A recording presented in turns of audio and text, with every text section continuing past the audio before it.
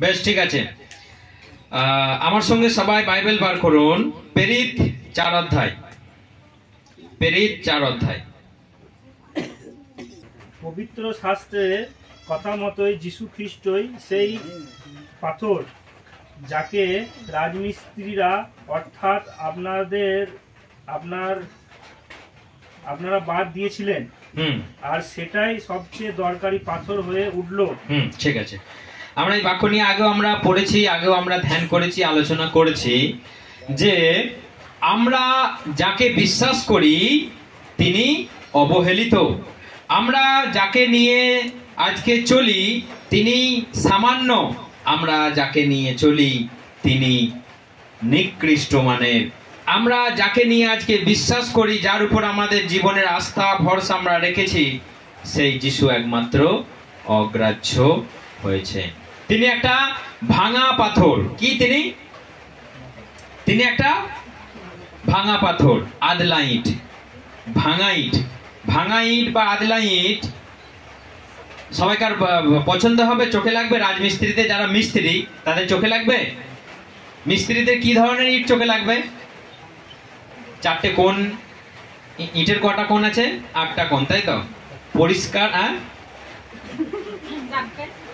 ইটের 8টা কোণ আছে, তাই তো? 8টা কোণ যেন ভালো থাকে, ভাঙা না থাকে, ফ্রেশ ইট থাকে, তারা ঝপাঝপ নেবে আর সেটাকে দেয়ালে লাগিয়ে দেবে। কিন্তু যেটা ভাঙা সেইটাকে অগ্রাহ্য করে ছুঁড়ে ফেলে দেয়। যেটা ভাঙা সেটাকে অগ্রাহ্য করে তারা ছুঁড়ে ফেলে দেয়। যিশু হচ্ছে আমাদের সেই ভাঙা পাথরের দলে, যাকে রাজমিস্ত্রিরা অগ্রাহ্য করলো, ছুঁড়ে ফেলে দিল।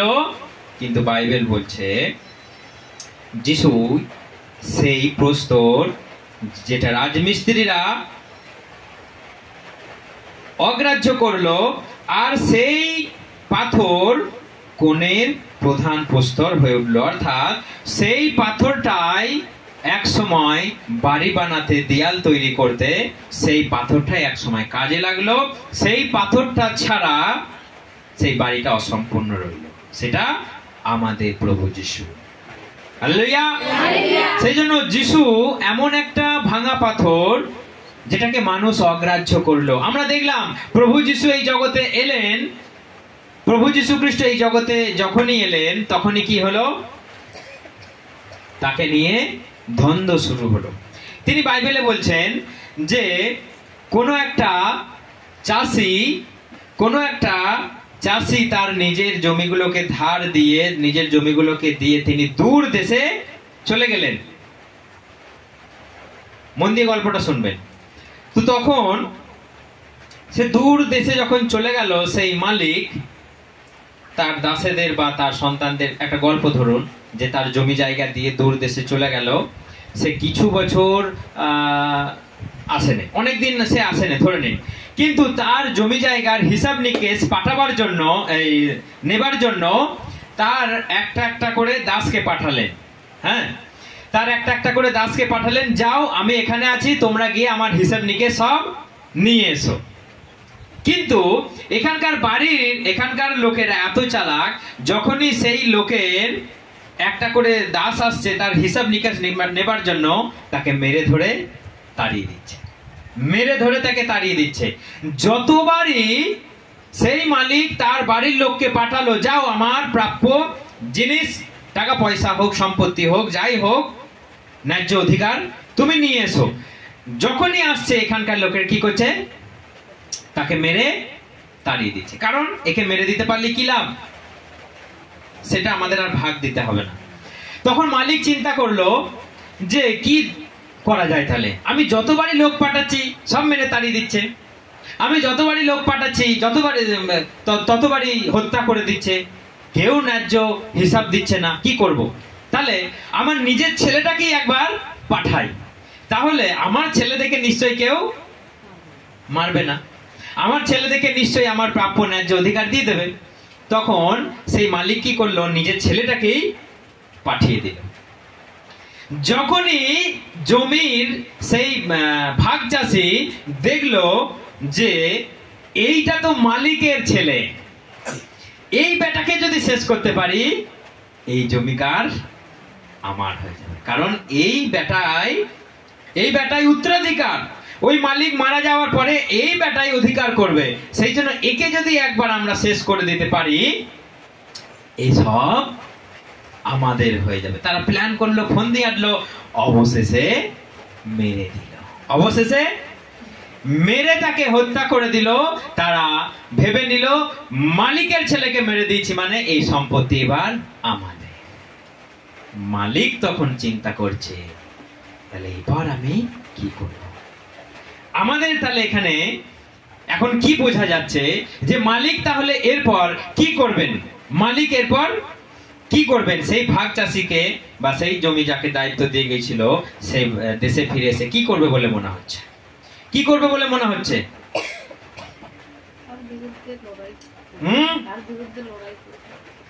তার বিরুদ্ধে লড়াই করবে। আর কিছু কি করবে মালিক? কি মনে হচ্ছে? কারণ যত দাস পাঠিয়েছিল, বাড়ির লোক পাঠিয়েছিল, সবাইকে মেরে ধরে তাড়িয়ে দিল, নিজের ছেলেটাকে হত্যা করে দিল। তাহলে মালিক এরপর কি করবে? চাপকে ছাল তুলে দেবে। শুধু এইটুকুই? ছাল তুলে দেবে চাপকে? আপনারা শুনতে পাচ্ছেন ফোনেতে? উত্তর দেবেন। মালিক কি করবে বলে মনে হচ্ছে? মালিক আসবে, তাদেরকে ক্যাঁত ক্যাঁত করে দেবে আর সবাইকে আউট করে দেবে। আমার জমিতে তোমাকে আমি ধার দিয়ে গেলাম, তোমার চিন্তা করে তোমাকে আমি দিয়ে গেলাম, আর তুমি কিনা আমার প্রাপ্য সমস্ত জিনিস তুমি নিজের করে নিলে, আর একটাও ভাগ দিলে না, আর উপরন্তু তুমি সবাইকে হত্যা করলে। তোমাকে আমি এখন গুড় দিয়ে চাটবো। গেট আউট আমার সম্পত্তি থেকে, আমার জমি থেকে, আমার জায়গা থেকে। তোমার যা কিছু এতদিন খেয়েছো সব দাও, প্লাস যাও আমার চোখের সামনে থেকে দূর হও। অর্থাৎ সেই মালিক এসে তাদেরকে হত্যা করে তাদেরকে উচ্ছেদ করে দেবে। হালেলুয়া! কার বিষয়ের গল্প এটা? প্রভুর বিষয়ের গল্প এটা। কারণ এটা আমার কথা নয়, প্রভু যীশু খ্রিস্ট বলছে। অর্থাৎ তিনি বারবার এই জগতে পাঠালেন। কত ভাববাদীদেরকে তিনি পাঠালেন। আব্রাহাম থেকে শুরু করে শেষ ভাববাদী কে? বাইবেলের শেষ ভাববাদী কি নাম তার? মনে আছে কারো? বাইবেলের মধ্যে শেষ ভাববাদী মালাকি। কতজন ভাববাদী আছে ছোট থেকে বড়? এত ভাববাদী এলো, জিসাইও, জিরোমিও থেকে শুরু করে, দানিয়েল থেকে শুরু করে এত ভাববাদী আছে বাইবেলের পুরাতন নিয়মে। মতি থেকে আগে যদি আমরা পড়ি, সমস্ত ভাববাদীগুলোকে আমরা দেখতে পাবো। এতগুলোকে পাঠালো, সবাইকার কথাকেই অগ্রাহ্য করলো, কাউকে মেরে দিল, কাউকে শেষ করে দিল। অবশেষে তার পুত্র, নিজের পুত্রকে তিনি পাঠালেন, তাকে কি করলো? তাকে হত্যা করে দিল। এখন তিনি আসবেন, সবাইকে উচ্ছেদ করবেন, সবাইকে তিনি তার চোখের সামনে থেকে বিতাড়িত করবেন। আমার চোখের সামনে থেকে দূর হও দুষ্টের দল, কপটির দল। সেই যিশুই আজকের প্রধান ঈশ্বর। সমগ্র বিশ্ব ব্রহ্মাণ্ড যাকে চেনে, সমগ্র বিশ্ব ব্রহ্মাণ্ড যার জন্মদিনে সামিল হয়, সেই নাসরতের যীশু খ্রিস্ট। হালেলুয়া! দেখুন তাকে নিয়ে মানুষের চিন্তা সেই নাসরত থেকে এসেছে বলে মানুষের চিন্তা। দেখুন, আমার সঙ্গে বাইবেল বার করুন সবাই। আমার সঙ্গে বাইবেল যোহন বার করুন। যোহন 1 অধ্যায় 45 আমরা পড়ি। 45। ফিলিপ নথনেলকে দেখতে পেলেন আর তাহাকে বললেন, মসির ব্যবস্থায় ভাববাদীগণ যাহার কথা লিখেছেন আমরা তাহার দেখা পেয়েছি, তিনি নাসরতীয় যিশু, যোসেফের পুত্র। নথনেল তাকে বললেন, নাসরত হতে কি উত্তম কিছু উৎপন্ন হয়? নাসরত থেকে কি উত্তম কিছু উৎপন্ন হয়? ফিলিপীয় নাথনেলকে খুঁজে পেলেন এবং তাকে বললেন, ঈশ্বর ব্যবস্থা ও ভবিষ্যৎ বক্তারা যার কথা লিখেছিলেন আমরা তাকে পেয়েছি, তিনি গোসফেরার ছেলে, নাসরতীয় যিশু। তিনি যোসেফের পুত্র, নাসরতের যিশু। নথনেল তাকে বললেন, নাসরত হতে কি কিছু ভালো আসতে পারে? নথনেল কি বলছে তাকে? বলছে নাসরত থেকে কি ভালো কিছু আসতে পারে? মানে যীশু খ্রিস্ট কোন গ্রাম থেকে পরিচয় লাভ করেছে? নাসরত থেকে। সেই জন্য নাসরত একটা সামান্য গ্রাম, একটা নিকৃষ্ট মানের গ্রাম। সেখানে খুব দরিদ্র শ্রেণীর, নিকৃষ্ট শ্রেণীর মানুষ, খুব মূর্খ মানুষরা সেখানে বাস করে। সোজা ভাষায় বলতে গেলে সেখানে মূর্খ মানুষরা বাস করে। সেই জন্য যিশু আসবে সেখান থেকে। মানুষের ধারণা কি যিশু আসবে একটা উন্নত জায়গা থেকে, যিশু আসবে রাজার মতো। সেই জন্য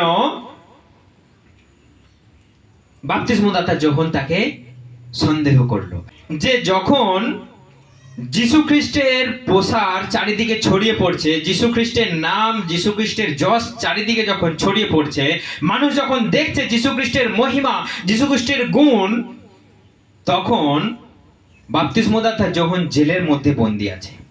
বাপ্তিস্মদাতা জেলে যখন দীর্ঘদিন বন্দী থাকার পরে যখন দেখলো আমাকে কেউ জেল থেকে ছাড়ানোর জন্য আসছে না, তখন বাপ্তিস্মদাতা যোহন তার শিষ্যদেরকে দিয়ে যিশুর কাছে বলে পাঠালেন যে যাও, তুমি গিয়ে তাকে বলো যে এর পরে যার আসার কথা ছিল আপনি কি তিনি, না আমরা অন্য কারো অপেক্ষায় থাকবো।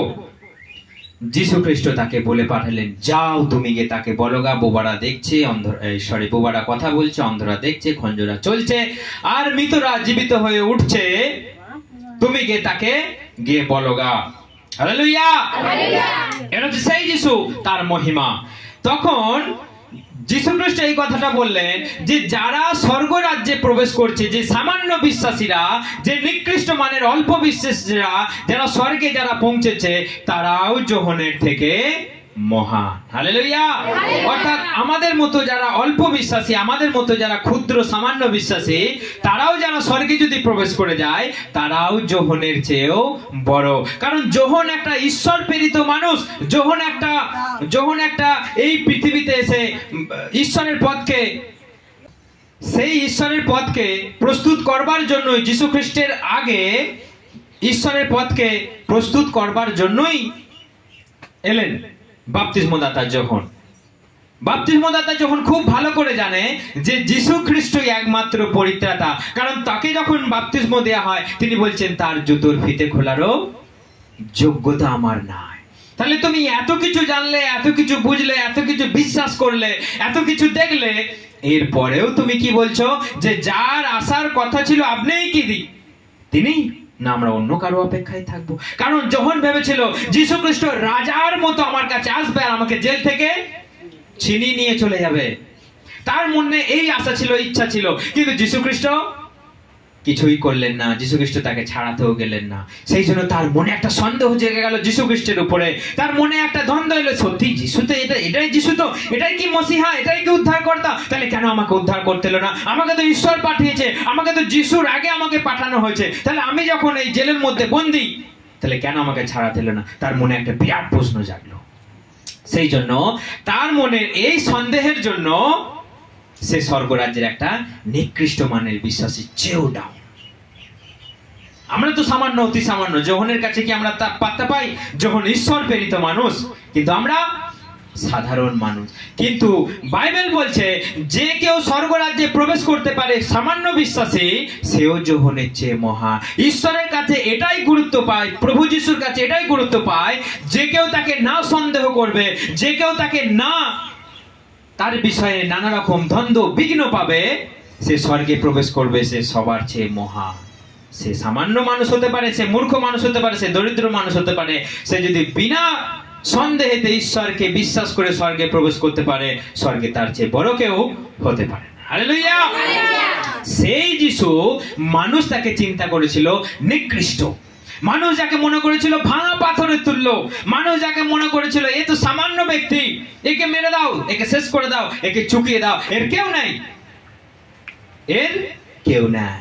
তখন যখন পিলাত যিশুকে জিজ্ঞাসা করছে যে তুমি আমাকে বলো তো, তোমাকে ছেড়ে দেবার, তোমাকে মেরে দেবার ক্ষমতা আমার হাতে আছে। কে বলছে? পিলাত বলছে, যখন তাকে বিচার স্থানে নিয়ে গেছে, বলছে তুমি আমাকে বলো তো, তুমি সত্যি কথাটা বলো তো, তোমাকে ছেড়ে দেওয়ার ক্ষমতা আছে, মেরে দেওয়ার ক্ষমতা আছে। যিশু বলছে ভাই, তোমাকে যা ক্ষমতা দেয়া হয়েছে সেটার বাইরে তুমি আমার উপরে আর কিচ্ছু ক্ষমতা তোমার উপরে নেই, তোমার উপরে আর কোনো অধিকার নেই। তুমি আমাকে যেটা করার তুমি সেটা করো, কারণ এটাই তোমাকে করবার জন্য তোমাকে মনোনীত করা হয়েছে। তোমার আর কোনো ক্ষমতা আমার উপরে নেই, তুমি কোথাকার কি আমাকে মৃত্যুদণ্ড দেবে? কিন্তু উপর থেকে এই নিয়ম এসেছে, উপর থেকে এই আদেশ এসেছে, তোমাকে এটা করতে হবে, তুমি করো। তুমি এর বেশি আমার কাছে কিছু জানার চেষ্টা করো না। সেই যিশু, তিনি উপর থেকে আদেশ পেয়ে এসেছেন, তিনি স্বেচ্ছায় এসেছেন প্রাণ দেবার জন্য, তিনি ভালোবেসে আমাদের জন্য এসেছেন, তিনি সামান্য হয়ে এসেছেন, তিনি রাজপ্রাসাদে জন্ম নেয়নি, তিনি গোয়াল ঘরে জন্ম নিলেন, তিনি দরিদ্র হয়ে তিনি কাঠের কাজ করলেন। মানুষ তাকে চিন্তা করলে, এ আবার কি ঈশ্বর হতে পারে? এ বাবা, এটা মরিয়মের ছেলে তো, এটা জোসেফের ছেলে তো, এ বাবা এ আবার কিছু করতে পারে? সেই জন্যে বাইবেল বলছে কোন ভাববাদী নিজের জায়গাতে সম্মান পায় না। এই জানে না, এ তো সেই ছেলেটা রে, এ আবার ভূত তাড়াচ্ছে, এই রে এটা সেই মেয়েটা রে।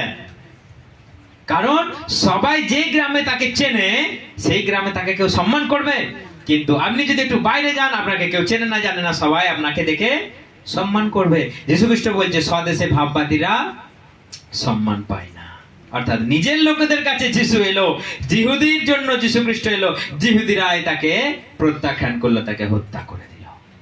সেই জন্য যে সেই প্রভু যীশু খ্রিস্ট তিনি সামান্য বেশে এলেন, তাকে কেউ গ্রাহ্য করলো না। কারণ সবাই যেটা চিন্তা করেছিল, চিন্তার বাইরে প্রভু যীশু খ্রিস্ট সবসময় কাজ করে থাকেন। হালেলুয়া!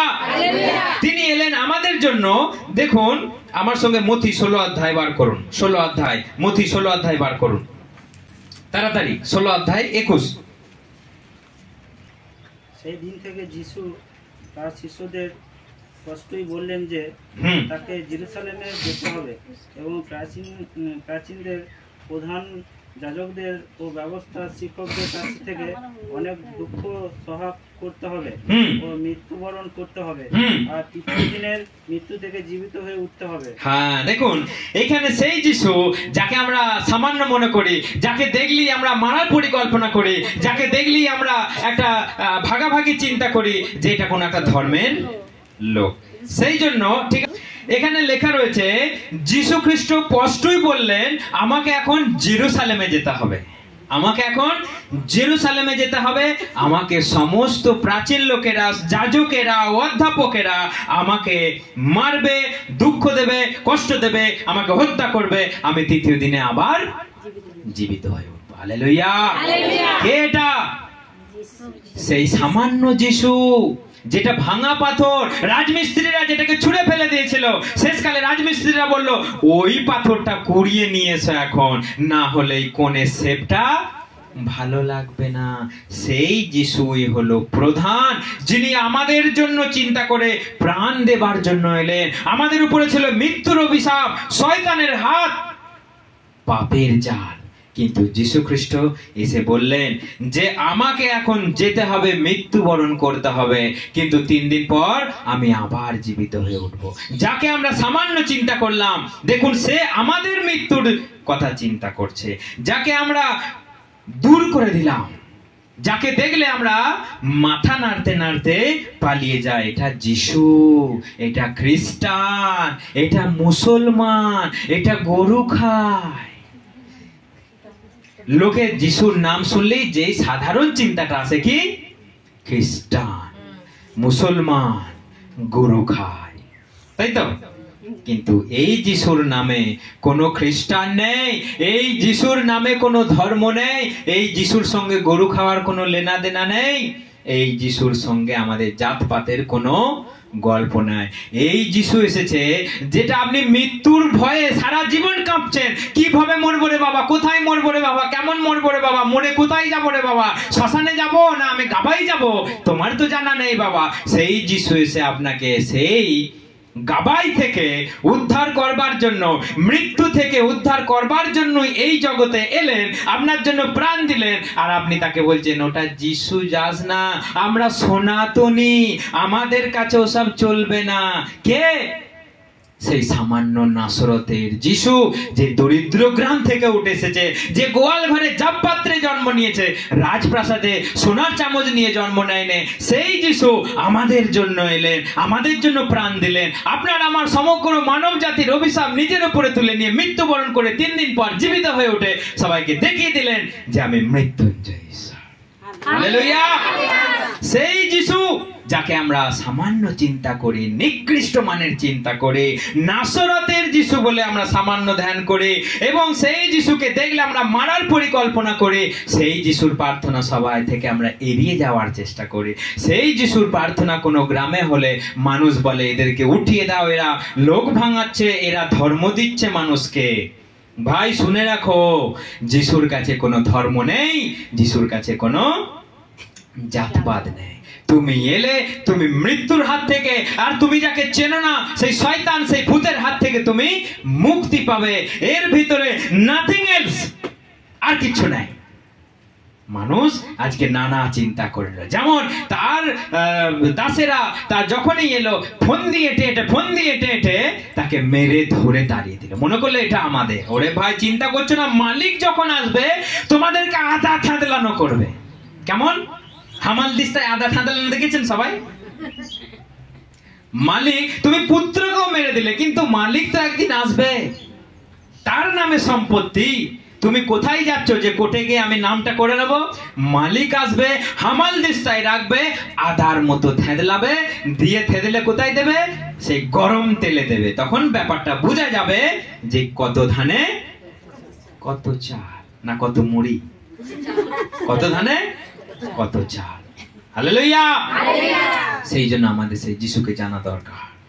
মানুষ তাকে নিয়ে যতই চিন্তা করুক, মানুষ যাকে তাকে নিয়ে যতই ভাবুক, তিনি আমাদের জন্য চিন্তা করলেন।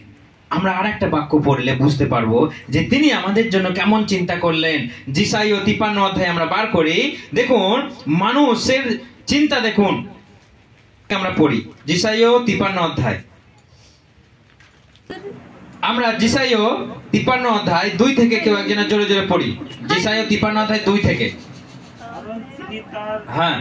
চার মতো শুকনো মাটিতে উৎপন্ন মূলের মতো তার এমন সৌন্দর্য বা জাঁকজমক নেই যে তার দিকে আমরা ফিরে তাকাই। আমরা তাকে দেখেছি, আমরা আকর্ষণ করার জন্য কোনো সৌন্দর্য ছিল না। হ্যাঁ, দেখুন এটা সেই যিশু যিনি কেমন এলেন? দাসের রূপ ধরে। সেটা সেই যিশু, তিনি যার এই বিশ্ব ব্রহ্মাণ্ড সম্পত্তি, যিনি আদি আর অন্ত, আলফা আর ওমেগা, যিনি সনাতন ঈশ্বর। তিনি কেমন? তিনি সনাতন ঈশ্বর। কিন্তু আমরা কি বলি? আমাদের ধর্ম সনাতন, আমরা সনাতনী। আমরা সনাতনীয় নয়, আমাদের ধর্মও সনাতন নয়, ঈশ্বর সনাতন। কি বলবেন সবাই? সনাতন কথাটার অর্থ হচ্ছে আদি। কারণ ঈশ্বর বলছে আমি আদি, আমি অন্ত, আমি ছিলাম, আমি আছি, আমি থাকবো। তাহলে আমরা সনাতন ঈশ্বরের সন্তান, তখন আপনি বলতে পারেন আপনি সনাতনের সন্তান। কিন্তু আমাদের ধর্ম বা আমরা সনাতন নয়, ঈশ্বর আদি অন্ত, আলফা ওমেগা। সেই জন্য এখানে দেখুন তার কোন রূপ, তার কোন শোভা। আমরা জানি না শোভাযাত্রা, জানেন তো শোভাযাত্রা মানে কি? শোভাযাত্রা মানে একটা সাজানো গোছানো জিনিস, ঝাঁ চকচকে জিনিস, মানুষ দেখলেই আকর্ষণ করবে। সেখানে এমন বাদ্যযন্ত্র বাজবে, মানুষকে টেনে নিয়ে চলে যাবে। আপনি বাড়িতে যদি রান্না করছেন, যখন দেখবেন রাস্তা দিয়ে যাচ্ছে, আপনি রান্না ছেড়ে দিয়ে রাস্তার ধারে চলে এলেন দেখার জন্য। কি সেটা? কোন একটা শোভাযাত্রা, একটা ঝ্যাম্পু যাচ্ছে রাস্তা দিয়ে, তাকে দেখার জন্য আপনি ছুটে বেরিয়ে এলেন। কারণ তার আকর্ষণ, কারণ তার সৌন্দর্য, কারণ তার ব্যবস্থাপনা আপনাকে টেনে নিয়ে চলে এলো। আজকেকার দিনের মানুষকে আকর্ষণ করবার জন্য জিনিস তৈরি করা হয়। আজকেকার দিনে এইরকম সাজানো গোছানো হয় মানুষকে আকর্ষণ করবার জন্য। কিন্তু আমাদের যিশুর সেইরকম কোনো আকর্ষণীয় শোভা, সেরকম তাকে যে আমরা দৃষ্টি করি, তার প্রতি যে আমরা ছুটে যাই, সেরকম তার রূপ ছিল না। সেরাম তার আকর্ষণীয় কিছু ছিল না, তিনি সেই রকম এলেন। তিনি অবজ্ঞাত হলেন, মানুষের ত্যায্য হলেন, তিনি ব্যথার পাত্র, যাতনার পাত্র হয়ে তিনি এই জগতে এলেন। হালেলুয়া। সেই ঈশ্বর আমরা যাকে অগ্রাহ্য করলাম, আমরা তাকে চিনলাম না। এখন আমাদের ধান্দা কি? এখন আমাদের ধান্দা শুধু সুস্থ হব। কি ধান্দা? শুধু যাব, সুস্থ হব। সুস্থ না হলে দূর যিশু, সুস্থ না হলেই ধ্যাট যিশু। আর যদি সুস্থ হয়ে যায় কিছুদিন, জয় যিশু, জয় যিশু, জয় যিশু। 2 দিন 3 দিন হবে, 4 দিনের দিন দেখবেন মেলা তলাতে বসে আছে, ফুচকা খাচ্ছে। কোথায়? কারণ সেখানে তাকে টেনে নিয়েছে তার আকর্ষণ। কারণ যিশুর কাছে কোনো আকর্ষণ নেই, যিশুর কাছে কোনো শোভা নেই। যিশুর প্রতি তার রূপ এমন নয় যে মানুষ তার প্রতি ছুটে যায়। কিন্তু মানুষ এখন কেন যিশুর দিকে ছুটে যাচ্ছে? দেয়ালে পিঠ থেকে গেছে। কোথায় যাব বাবা? এত চারিদিকে ঘুরে এলাম, এত বাবাকে ডাকলাম, এত পাটা চোট করলাম, ছাগল চোট করলাম, এত দান ধ্যান করলাম, কোথাও কিছু নেই বাবা। এখন যিশু বাবা, যিশু বাবা হিজু তেনে সুস্থ করে দাও। তাছাড়া আর উপায় নাই, দেয়ালে পিঠ থেকে গেছে। আর কোথায় যাব? ডাইনে গেছি বন্ধ, বাঁয়ে গেছি বন্ধ, সামনে গেছি আটকে গেছে। এখন পেছনে দেয়ালে পিঠ থেকে গেছে। এখন যিশু বাবা তুমি কোথায়? যিশু বাবা তুমি কোথায়? তুমি এখন কিছু করো, নাহলে আমার কোনো পদ নাই। কাকে বলছে? এখন